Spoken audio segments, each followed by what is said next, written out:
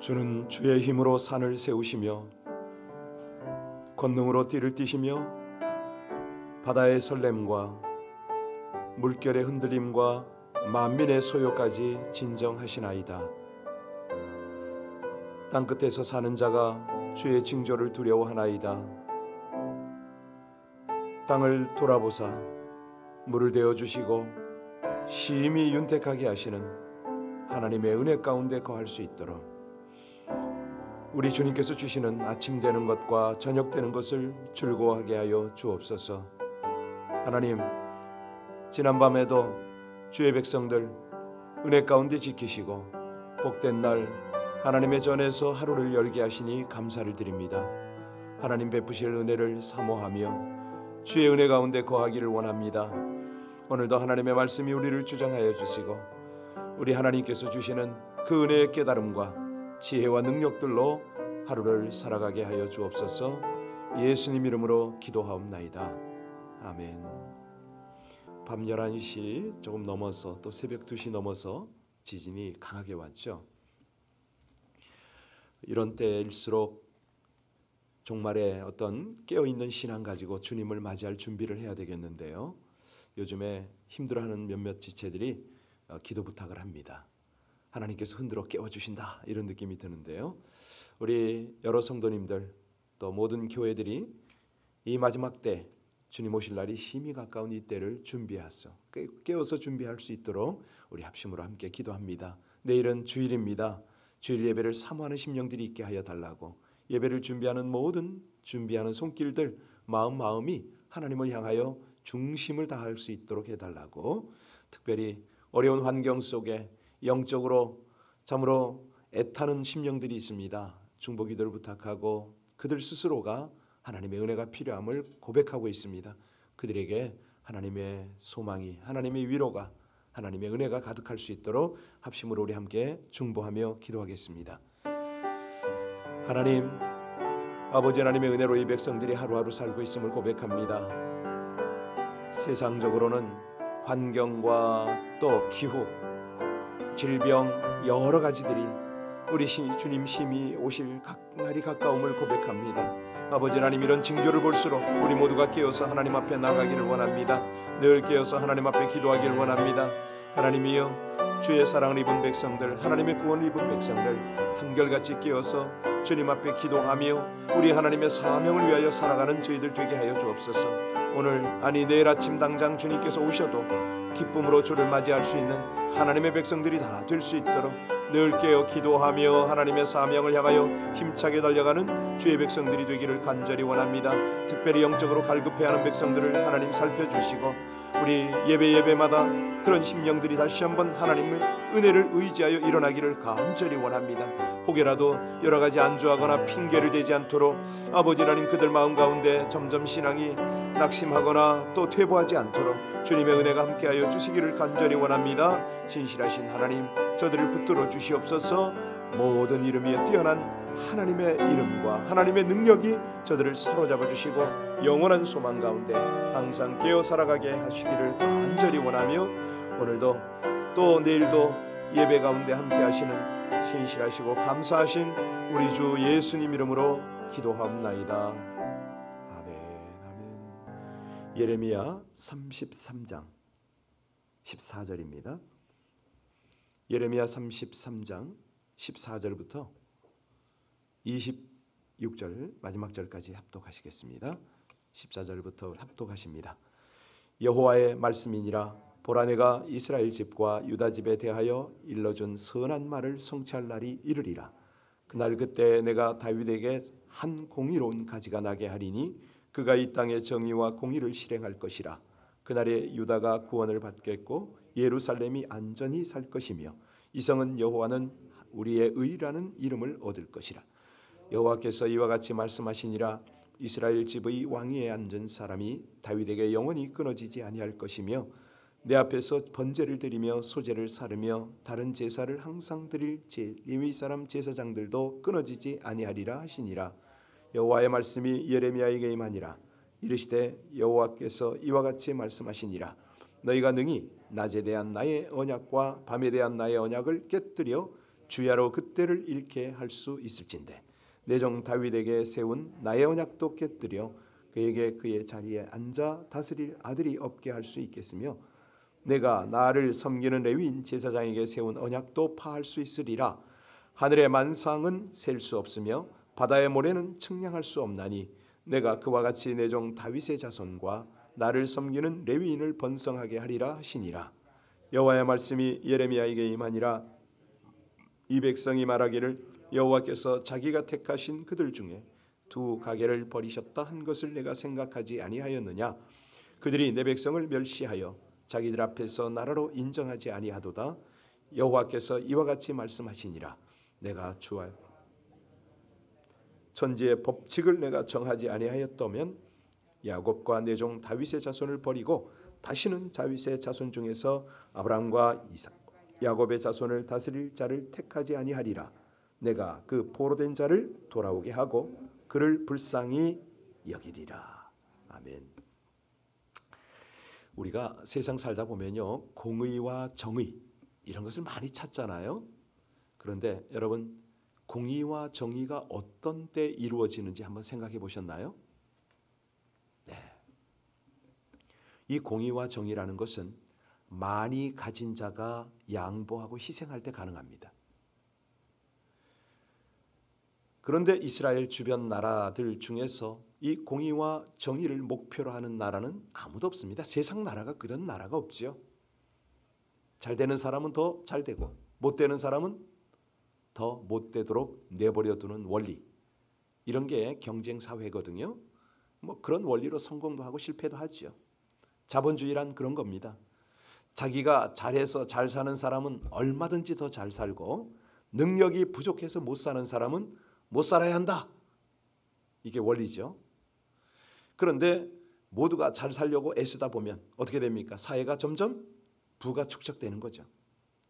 자, 하나님의 나라 이스라엘은 적어도 공평과 정의를 추구해야 되잖아요.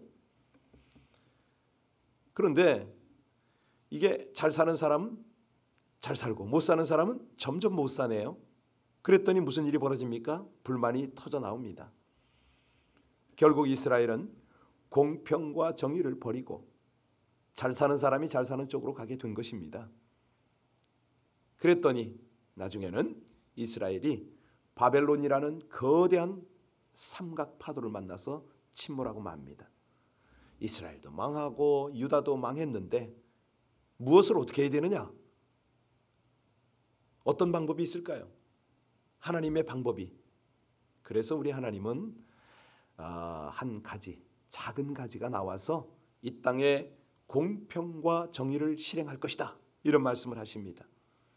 예레미야가 바벨론에 의해서 유다가 멸망한 다음에 유다의 회복을 예언했지만 그의 예언은 영적으로는 하나님 나라의 회복까지를 포함을 하는 거죠. 우리가 어제 그 내용을 좀 자세히 살폈는데요. 자, 오늘 14절을 보면 그 사실을 잘 말하고 있습니다. 우리 14절 말씀 다시 읽겠습니다. 여호와의 말씀이니라. 보라, 내가 이스라엘 집과 유다 집에 대하여 일러준 선한 말을 성취할 날이 이르리라. 이게 무슨 말입니까? 이스라엘과 유다의 회복을 말하는 것이 분명한데 사실상 눈에 보이는 이스라엘의 회복보다는 어떤 회복이죠? 영적인 회복을 말합니다. 그러니까 우리 하나님이 크고 은밀한 일을 행하실 때에 우리는 그런 생각을 하잖아요. 눈에 보이는 그런 일을 많이 기대를 합니다. 그런데 하나님은요, 유다와 이스라엘을 회복하시는데 하나님의 나라로 회복하는, 인간의 눈으로는 쉽게 볼 수 없는 그런 회복을 말씀하시는 거죠. 자, 이거를 이제 15절 말씀을 보면 더 분명히 알 수가 있거든요. 우리 15절 말씀 같이 읽겠습니다. 그날 그때 내가 다윗에게서 한 공의로운 가지가 나게 하리니 그가 이 땅에 정의와 공의를 실행할 것이라. 분명해졌죠? 자, 이 땅에 공의와 정의를 실행할 것이라. 누가요? 한 의로운 가지가. 의로운 가지는 누굽니까? 메시아입니다. 그래서 이 구절을 통해서 우리가 알 수 있는 것은 유다의 회복은 메시아의 오심을 상징한다. 자, 그런데 이 메시아가 어떻게 옵니까? 바로 다윗의 자손으로 온다. 그래서 오늘 본문에는 유달리 다윗의 이야기가 참 많습니다. 17절, 15절, 21절 계속 다윗의 이야기를 하고 22절에도 다윗의 이야기가 쭉 나오네요. 자, 우리 같이 한번 성경을 찾아서 읽겠습니다. 15절 읽었으니까 우리 17절 한번 볼까요? 17절 말씀 같이 읽습니다. 여호와께서 이와 같이 말씀하시니라. 이스라엘 집의 왕위에 앉은 사람이 다윗에게 영원히 끊어. 자, 21절도 갑니다. 21절 있습니다.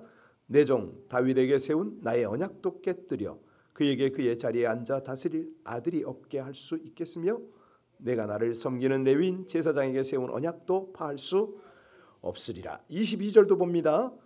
하늘의 만상은 셀 수 없으며 바다의 모래는 측량할 수 없나니 내가 그와 같이 내 종 다윗의 자손과 나를 섬기는 레위인을 번성하게 하리라 하시니라. 하나님이 왜 이렇게 다윗의 이름을 자꾸 거론하실까요? 이 다윗은 참 복된 존재 아닙니까? 그 다윗이 왜 축복된 존재냐? 먼저는 메시아가 그의 자손에서 나오죠. 하나님은요, 다윗을 뭐라고 부르기를 즐겨하세요? 내 종이다, 내 종이다 이렇게 부르십니다. 이 다윗과 하나님이 맺은 언약은 어떤 경우든지 깨어지지 않는다는 거죠. 그래서 다윗의 자손은 하나님이 크게 번성하게 할 것이다. 그러면 다윗이 어떻게 하다가 이런 축복을 누리게 되었습니까? 우리가 다윗을 하도 많이 들어서 압니다. 그래도 다윗의 삶을 좀 살펴봐야 하나님이 다윗을 이래서 이렇게 귀하게 여기셨구나 이걸 알 텐데요. 이 다윗이 누구의 아들입니까? 이새의 아들입니다. 사무엘이 이새의 아들들을 쫙 부르잖아요. 지도자를 선택하려고, 기름 부으려고. 이새의 8명 아들 중에 7명이 그 앞에 섰는데 아니라는 거예요. 이 아들도 아니고 저 아들도 아니고. 나중에 다윗은 형들이 정말 다 사무엘 앞에 갔을 때 자기 혼자서 들에서 양을 치고 있잖아요. 그런데 우리 하나님은 기어코 그 다윗을 불러서 축복하시고 지도자로 삼으십니다. 무슨 얘기냐면 우리 하나님은요, 묵묵히 최선을 다하는 사람을 쓰십니다. 우리 주님께서 사람을 부르는 그 배경이 항상 보면요, 자기 일에 충성할 때에 그 사람을 부르잖아요. 베드로와 안드레가 일하고 있을 때 그때 우리 주님이 부르시죠.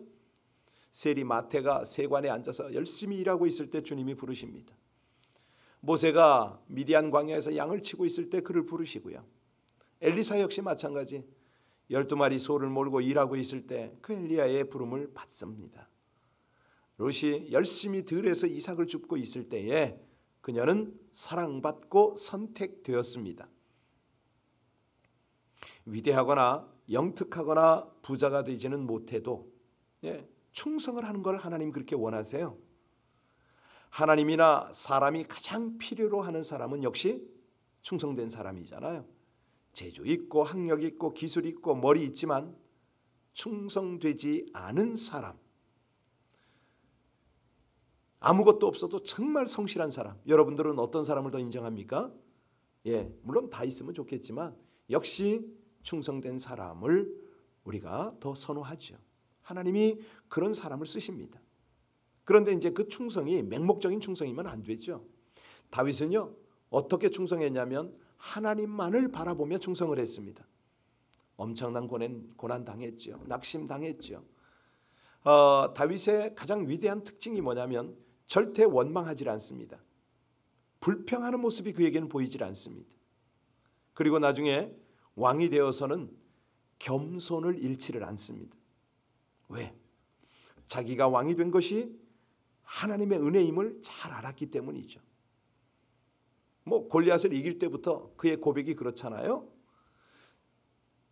요한 1서에 보면 세상을 이기는 이김은 이것이니 뭐죠? 우리의 믿음이니라. 하나님을 믿는 확고한 믿음 때문에 다윗은 어디를 가나 무엇을 하나 승리를 했습니다. 물론 다윗의 생애에도 오점이 있죠. 우리아의 아내 밧세바와 간음 사건입니다. 그런데 이제 그 간음이 간음 사건이 일어나게 된 원인이 뭐죠? 사무엘상 11장 1절에 그 원인을 우리가 알 수가 있습니다. 해가 돌아와서 왕들의 출전할 때가 되매 다윗이 요압과 그 신복과 온 이스라엘 군대를 보내니 저희가 암몬 자손을 멸하고 랍바를 에워싸고 다윗은 예루살렘 성에 그대로 있으니라. 이 다윗이 언제나 싸움의 한복판에서 하나님과 함께 있었거든요. 그런데 이번에는 자기가 출정을 하지 않고 예루살렘에서 한가로이 머물고 있었습니다. 태만하죠. 바로 이때입니다. 혼자 뭐든지 혼자 하려고 할 때 바로 사단이 공격을 하죠. 유혹이 하죠. 특별히 한가한 것이 문제입니다. 자꾸 딴 생각을 하는 거죠. 방심하고 게을러라. 여지없이 사단이 그걸 포착을 해버립니다. 영적 나태함으로 인해서 다윗은요 밧세바와 죄를 짓죠. 연쇄적으로 또 충복 우리아를 간접 살인까지 합니다. 그런데 참 다윗이 다윗인 것이 그 후에 나단 선지자가 그 죄를 지적하니까 뭐라고 반응합니까? 내가 하나님 앞에 죽을 죄를 지었습니다. 철저히 밤새 울면서 회개를 했습니다. 사실상 다윗의 위대함은요 골리앗을 쳐 죽인 데 있는 것이 아니라 자기의 잘못을 시인하고 하나님께 돌아서는 데 있습니다.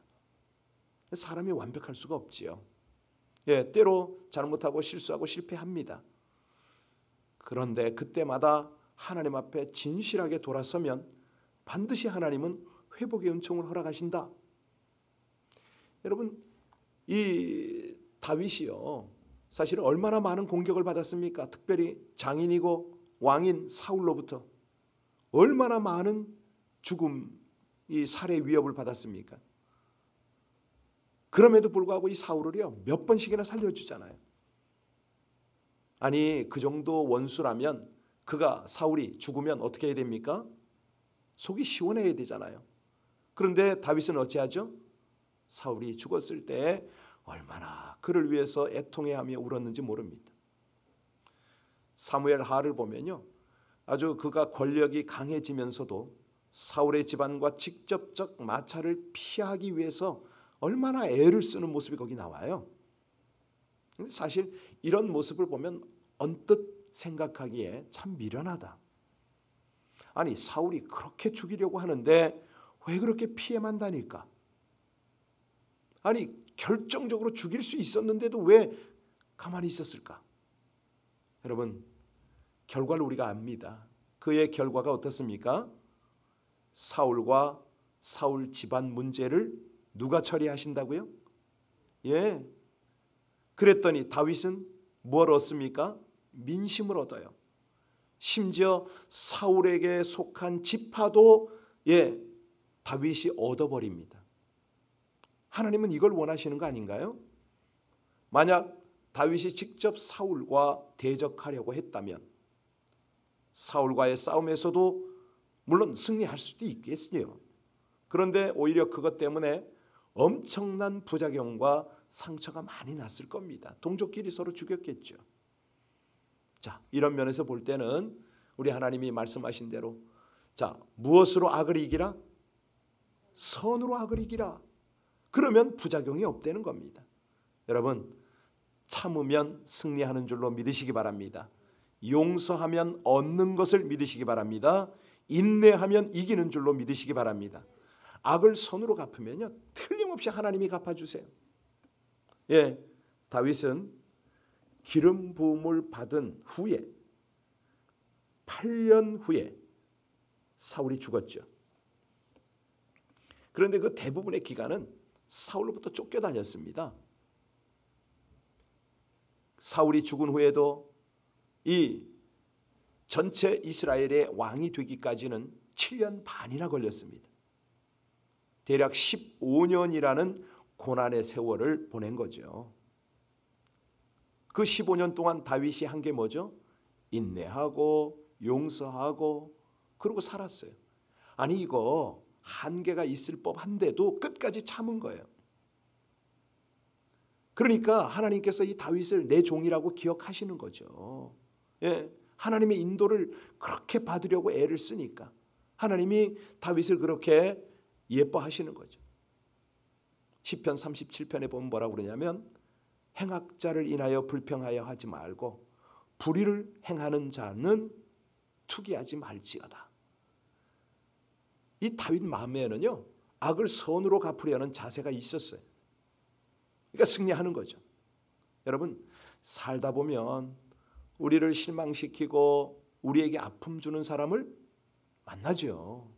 여러분, 그런 사람들은 여러분들 어떻게 대하세요? 하나님은 어찌 하라고 합니까? 마음껏 축복하라는 거예요. 바로 그때 진실로 축복을 받게 되는 사람은 누구다? 우리 스스로예요. 나예요, 나. 내가 너무 힘들고 너무 아프고 억울하고 그럴 때 상대를 축복해 버리는 거죠. 나에게 고통을 준 그 사람.